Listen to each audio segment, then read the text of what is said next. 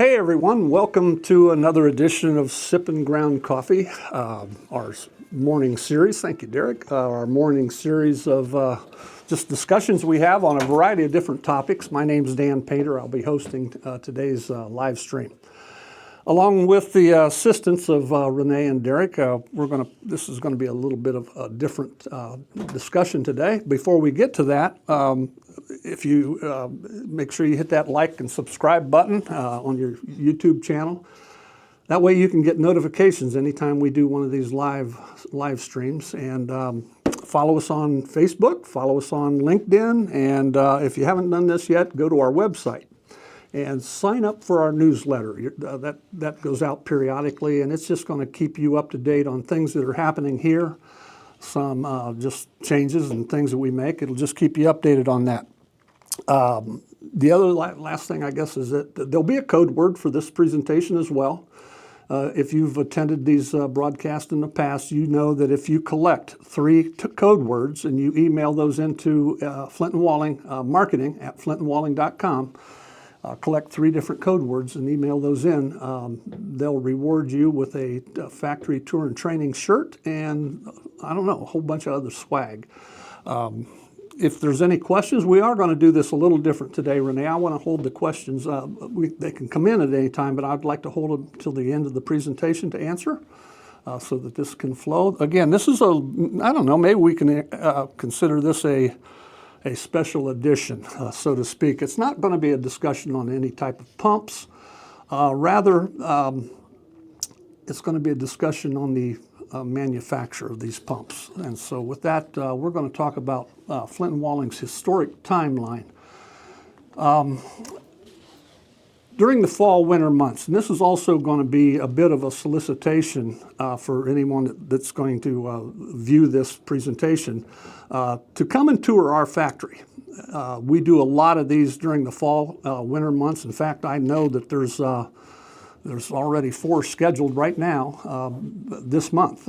So see if you can't get a hold of someone to find out if you can't attend one of these tours, because when you do come here, I tout this thing as the F&W experience. You can kind of see that up there on the screen.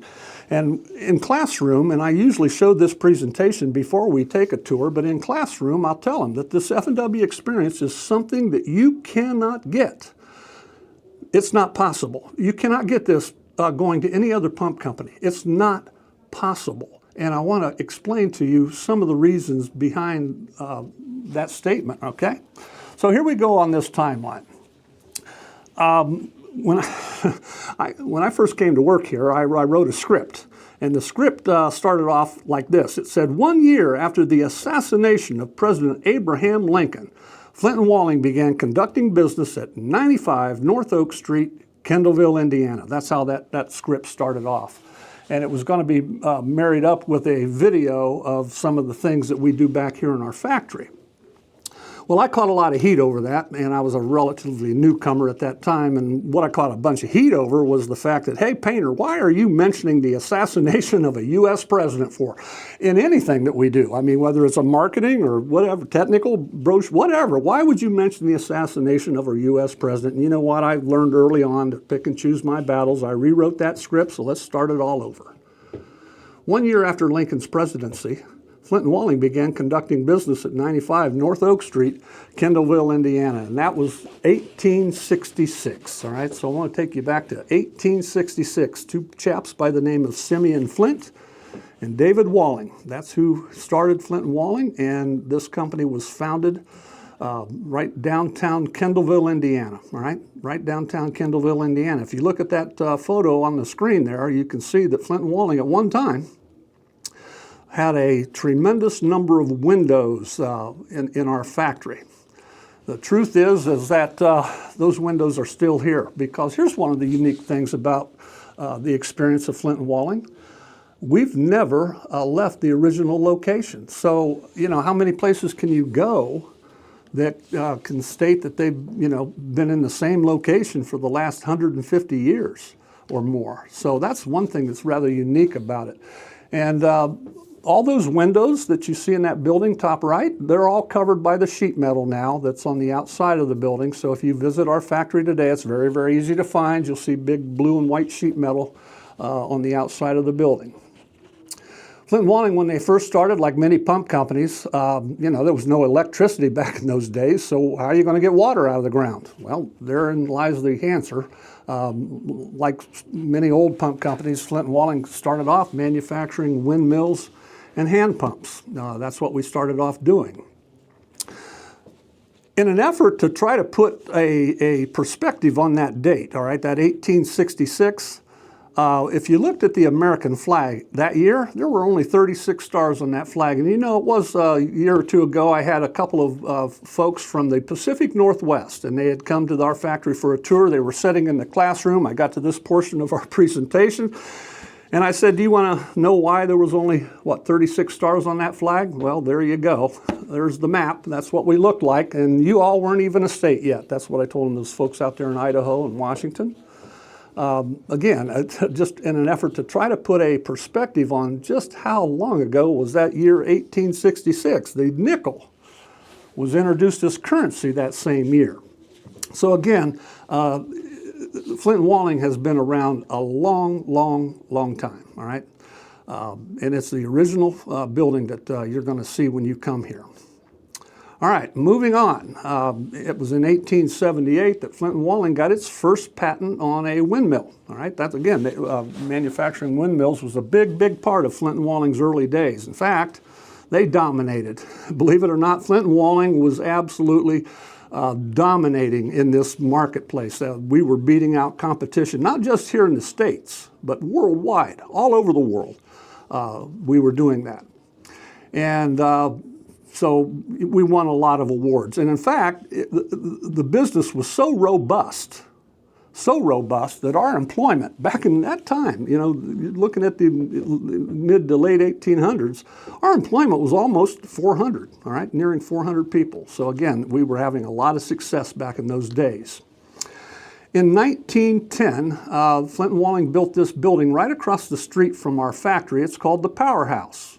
And if you look at that picture, it's got that stair-step facade on the very front of it. It used to have a smokestack coming out the top of it. You can kind of see it in that image up there. That smokestack was very large in diameter. It had, that powerhouse housed a Alice Chalmers steam generator.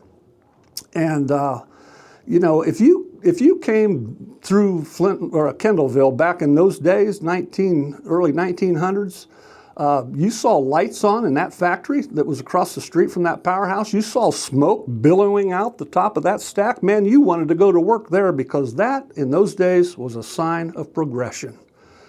And that was what would be a place that you would want to go to work at, all right? So that was 1910, we built that powerhouse. In fact, when you come and visit our factory, most of you are going to park right there next to that powerhouse. That's where we reserve our guest parking. So there you can see the idea of that powerhouse. It sits right across the street from the factory. And again, back in those days, that's kind of what that factory looked like. There were a lot of outbuildings.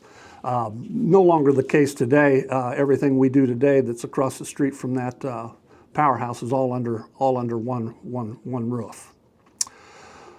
As we go through the next 3 decades, all right, so we're moving out of the early 1900s into the mid, 1945. There was a lot of national events that took place. In the early 1900s, it was World War I, and Flint & Walling was obviously in business back in those days. And then we end up in the, in the Great Depression. I can't imagine what that must have been like. Living and working in that time frame. And then, of course, we enter into the Second World War. And again, these were all major events that took place on a national scale and a worldwide scale. At the time, Flint & Walling was, still in business. And it was actually during World War II. Flint & Walling was recommissioned. What do you mean? Well, we were recommissioned in an effort to support our troops and our allies. And so Flint & Walling was asked to join the call of arms by the Department of Defense. And thank God that our women were able to keep this factory up and running, because that employment in those days was very, very heavily leaning on the female employment. You ask, well, what was so different about what you were doing? Well, almost every pump that we were manufacturing was going to be bolted onto one of these water tank trailers, all right? Thousands and thousands and thousands of them, and these were being shipped all over, and so most all the pumps that we were making, and a lot of them were centrifugals, were being bolted right to that trailer there. Flint and Walling was also designing rubber patterns, believe it or not, for aircraft fuel cells. You think, what's that got to do with pumps? Nothing. But, during the times of recommissioning, you do what you're asked. And so, in fact, these rubber fuel cells are still used today. Along the way, they found out that a rubber fuel cell was going to take an impact and a shock a lot more than something made out of rigid metal. We were manufacturing 20 millimeter shells and casings. And here's another good bonus when you visit Flint and Walling. You're going to see a lot of this stuff in our museum just outside our offices. A lot of this stuff is housed in our museum today, including these 20 millimeter shells and casings. And so that's what we were doing. And because of the effort that we put forth, we were awarded what's called the Army-Navy Award of Excellence. Some people refer to this as an E flag, but we were awarded this award, based on, quite frankly, everything we are still graded on to this very day. Back in those days, quality was very, very important. Well, it is today too. Back in those days, you need to be able to ship on time, and you need to be able to ship complete. We don't want a bunch of back orders. Well, that's still what we're graded on to this day. And so we exceeded their expectations, and we received that award. Now, it was after this time frame then that Flint and Walling's focus shifted from the war to innovation. All right. Now, what I'm about to share with you, most people would not know. There are people here, perhaps, that are employed that won't know what I'm about to show you here. But, during those mid-1940s, just after that World War II, Flint and Walling was accredited with a lot of firsts. What do you mean? Flint and Walling was the first pump company to introduce an electric pump motor, a jet and centrifugal motor. We were the first company to do that. And so therefore, guess what?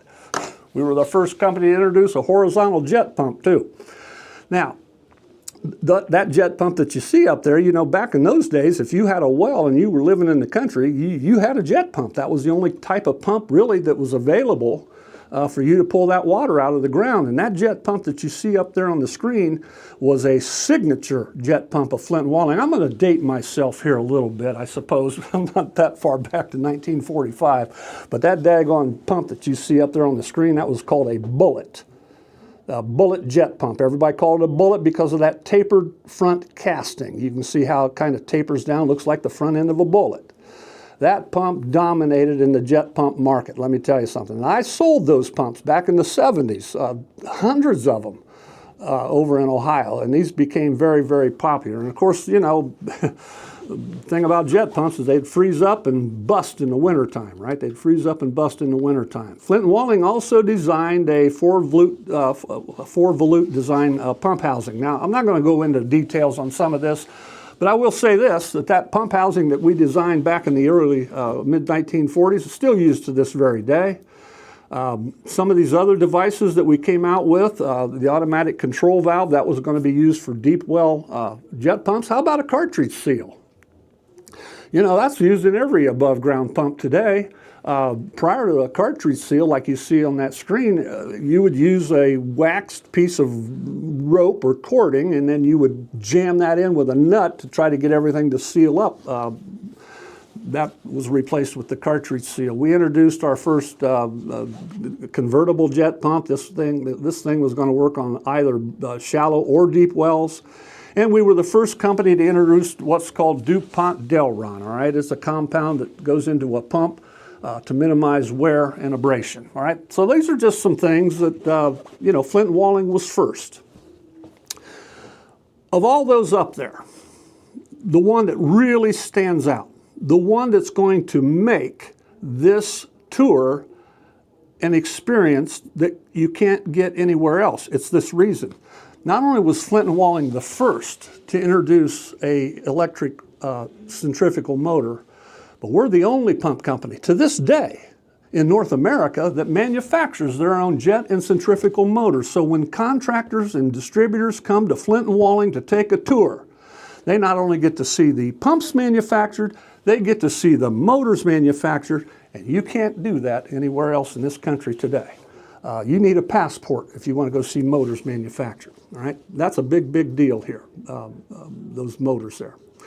In 1954, that windmill production ended, and we started to see the incoming of a new category of pumps referred to as submersible pumps, all right? These were some of the very first submersible pumps that were introduced. And again, I've talked to people that were around in those days, you know, and they said when those pumps first come out, nobody wanted to sell them. Why not?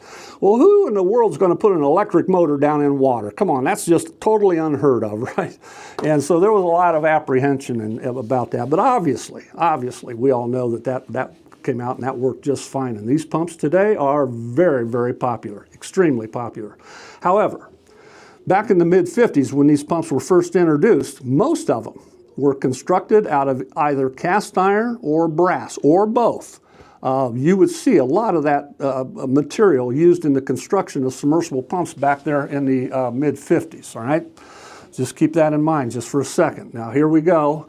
In 1978, Flint and Walling was sold, and they were sold to a company on Wall Street, all right? Now, there's a difference, obviously, between a publicly traded company and a privately owned company, all right?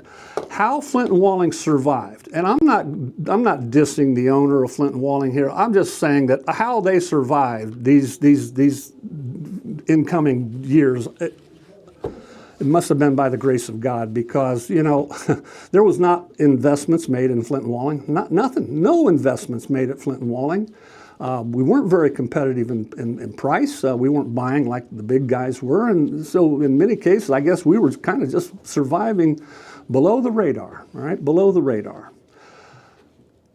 I'm going to move the timeline up just a little bit now to 1997. What happened in 1997 or 1996, somewhere in that time frame, let me tell you something. That brass industry, it got flipped right upside down on its top. You cannot sell anything that's got brass in it that water flows through, right? And the whole industry went crazy. The whole brass industry went crazy because, you know, brass not allegedly, brass can contain lead.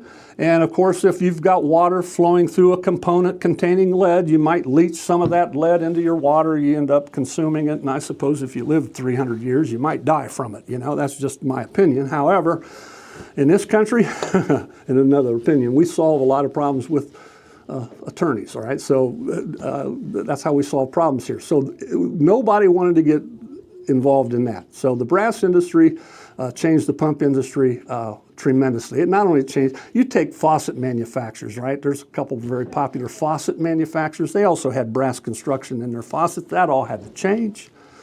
But let me tell you what the pump industry did. And they did this relatively fast, all right? So brass became it got a bad rap, all right? Brass did. So what the pump industries did very quickly is they come out with, an all stainless steel submersible pump. That solved that problem. No brass in that, no lead in that pump. There was a little bit of a downside. What do you mean? Well, the material costs went up considerably. And so did the machining costs, quite frankly, because if anybody knows anything about machining, they know that it takes a lot more to machine stainless than it does cast iron or brass. And so, you know, the costs went up on these pumps, and for obvious reasons, right? It's an all stainless steel pump, a little more laborious to manufacture. And as the industry pushed back on that price, here's what pump companies did, including us, Flint and Walling. Here's what we did to answer that. We came out with a plastic pump. So therein lies your choices today. If you want to buy a submersible pump from any pump manufacturer, there's your choices. You either can get one that's made out of stainless steel or you can get one made out of plastic, all right? So that's the two choices of pumps today, and that's kind of how we got to that point.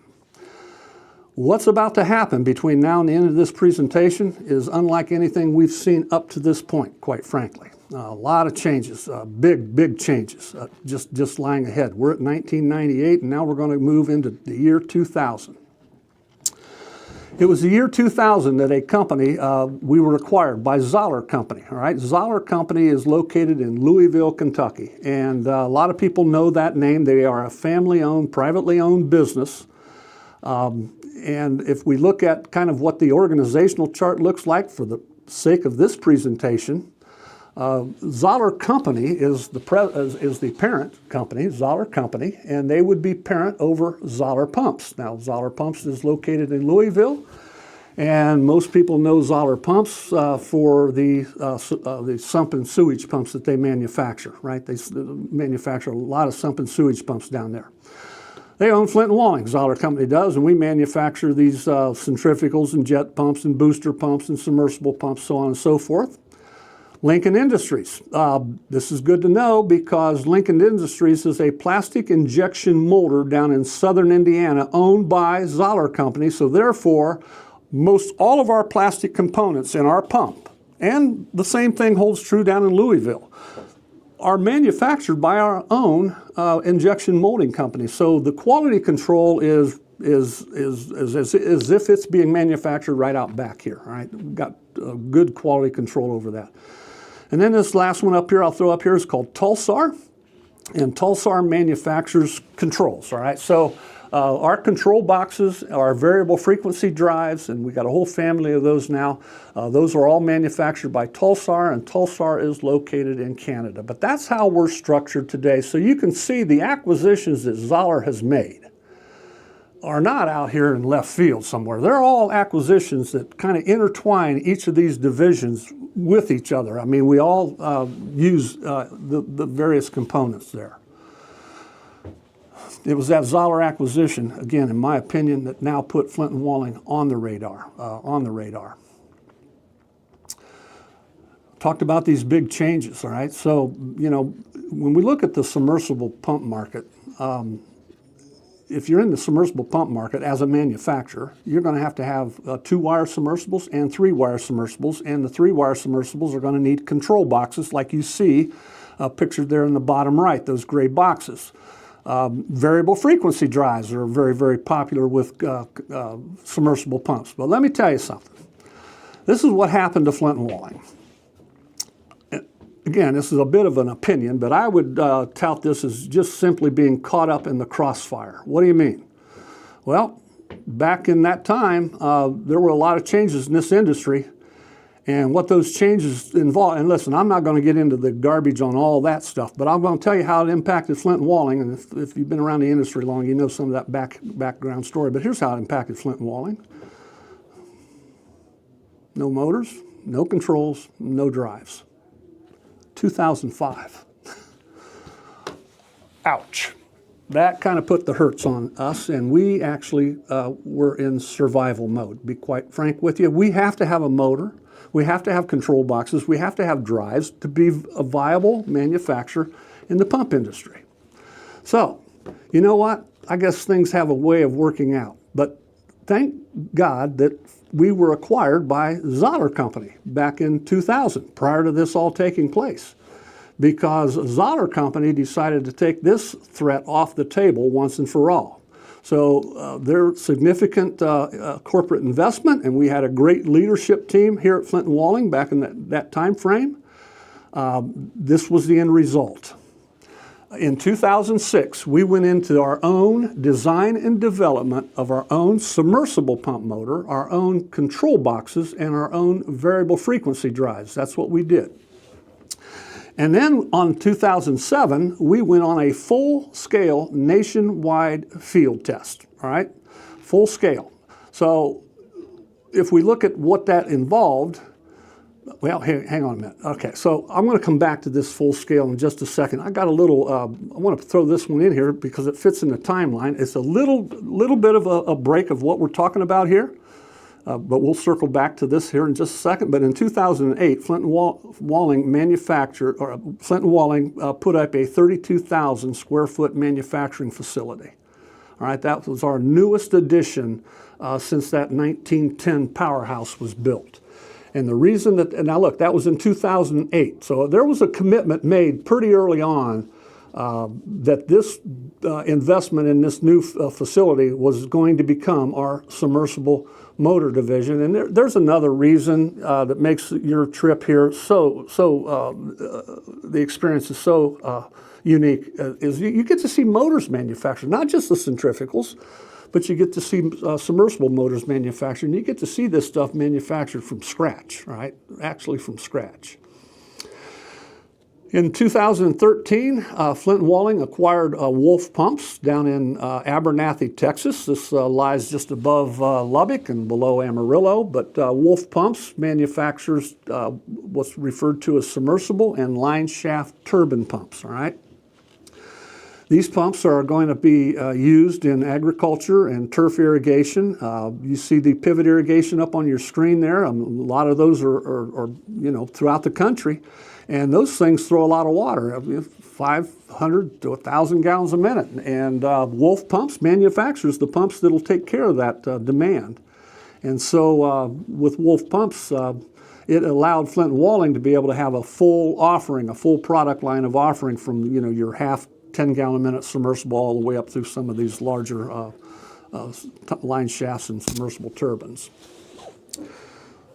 This is what you do not see in Wall Street. You will never see this in Wall Street. A 7-year field test?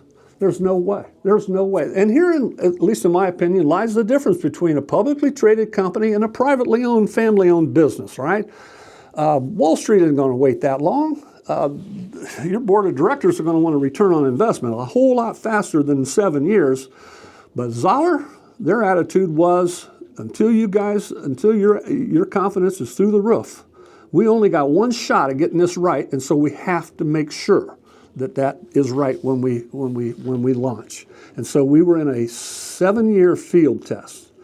But in 2014, that first quarter, we launched our submersible motors.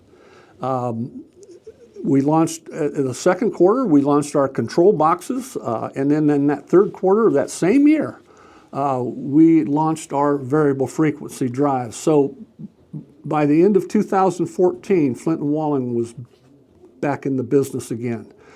And for those 7 years, that was a tough time, because a lot of our customers, they wondered, what are y'all doing back there? I mean, look, the industry's kind of passing you by. And so during that 7 years, we were able to keep our field test and our direction all under wraps and keep it from being leaked. 2016, Flint & Walling celebrated their 150th anniversary, all right? 150 years of being in business. And we held a big old party out here on the east side of Kendallville. There's the Great American Windmill Museum out there. We talked about windmills early on. There's a whole bunch of windmills out there, probably upwards to 60, 70, or 80 of them, most of them up and running. A lot of them Flint & Walling. But you'll see other pump manufacturers, Air Motor, Myers, Baker. You'll see a lot of old company names out there at that windmill museum. But this was a pretty significant milestone in the course of Flint & Walling. It was 150 years in manufacturing. Coming down now towards the latter part of this presentation, and I'm looking at the time, here's another reason why Flint & Walling, I think, is an exclusive, a very, very unique experience, okay? You take Zoller Company up there at the top. Now, this is strictly an opinion, all right? But I'm going to tell you something. What happened in this industry is that through mergers and acquisitions that took place. When I started in this industry back in the 70s, there were probably 14, 15 independently owned operating pump manufacturers here in the States. Not anymore. And so through mergers and acquisitions, the next thing you know is manufacturing was being taken out of the States. They were being put offshore. Never happened here at F&W. We woke up one day and, you know what? If you want to buy an American-made motor, guess what? There's only one choice for that. And again, we didn't will this for ourselves, but this is what happened. I think we underestimated the impact of what made in the USA really means to a lot of folks, to a lot of people. And then, like I said, we underestimated the impact of that. Therein lies, you got the age of the company, right? You got the motors manufactured, and it's all done here in the United States.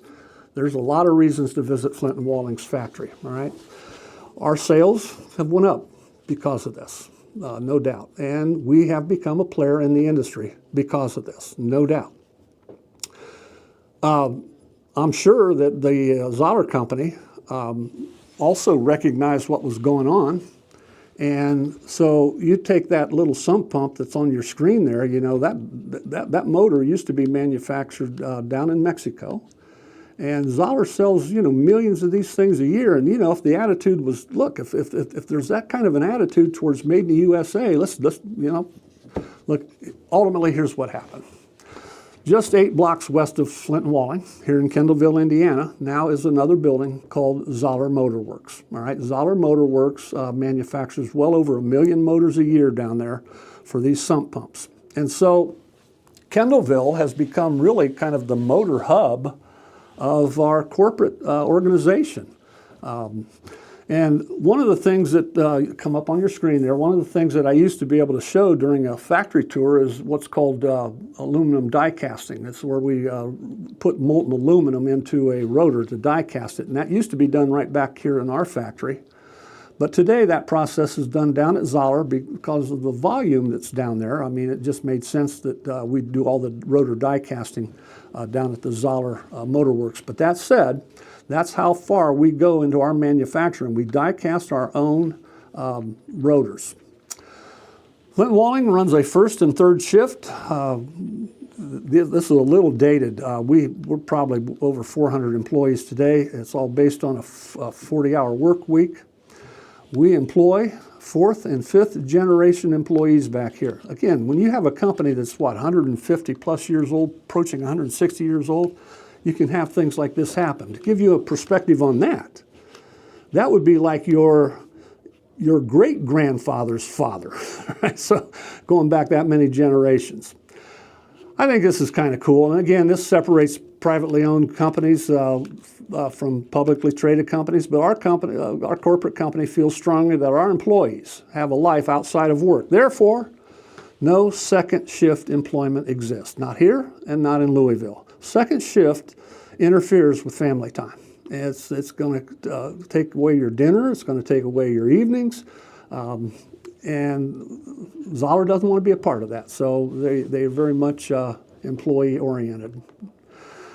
We're partnered with over 500 suppliers of raw materials. And though we tout that we are USA made, not everything comes here. I think the last audit was like 86+% pure. But of those 500 suppliers, 80% of them are located within a day's drive of Flint and Walling, and that's important to us because if there's ever a quality issue with any of these suppliers, we're there tomorrow, not next week or next month. If they were in China or Mexico, it would be, but not with our suppliers. We're going to be there tomorrow, and that's part of the reason why we want to keep them close to Kendallville. And then from the machine shop, where we machine the castings through all the sub-assemblies and the final packaging, and you will experience this on your tour, but any one pump will go through 5 to 10 quality tiers of inspection before it's packaged and sent out the door. Your code word for the day. Sorry to make you wait all the way to the end of this. It wasn't my intent. A few slides earlier, we were talking about Flint and Walling celebrating their 150th anniversary. There it is, anniversary. Anniversary is your code word for the day. Jot that down somewhere, put it on a piece of paper, add it to a couple more, and email it in here to marketing at Flint and Walling to get credit for today's session. Well, I believe, Renee, I think I'm at the end of my slides here, and I don't know how. Whoa! I almost had a big live disaster here. But again, this was a little bit of a presentation to give you an idea of, who Flint and Walling is, and the way that it looks today. There are so many years ahead of us that is going to keep growth going. We appreciate all of you. Appreciate you joining. Again, hit the subscribe button, and I will talk to you soon. Take care. See you later.